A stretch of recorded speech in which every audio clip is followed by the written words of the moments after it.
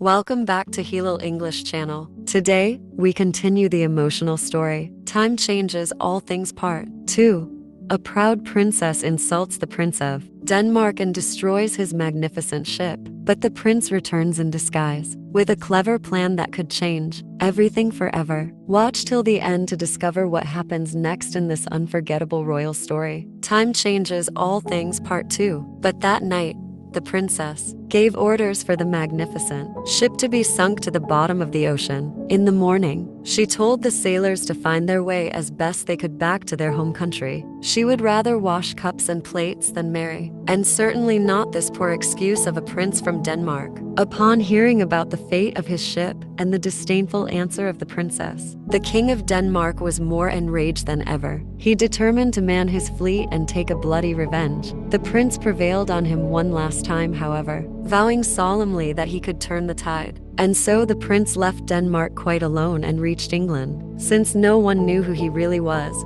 he decided to call himself Greyfoot. Disguised in an old hat, dingy clothes, and gray wooden shoes, he arrived at the English palace towards evening. He found a herdsman and asked for work. That night, the prince slept with the cows in the stable. The next morning, the prince, now Greyfoot, began work as a herdsman's helper by driving the royal cattle to their watering hole and returning them safely back to the royal barn at the end of the day. The path to the watering hole happened to travel exactly below the windows occupied by the princess. As Greyfoot approached below the princess window, he pulled from a bundle he had brought with him a golden spindle, a rod used in spinning wool, and proceeded to use it in driving forth the cows. The princess caught a glimpse of the sun shining on the golden spindle. She took a great fancy to it and sent someone down to ask whether the beggar were willing to sell it. Greyfoot answered to her servant that he did not care to sell it for money. However, he said that he would gladly give it to her if she would only answer a single question he would put before her. No,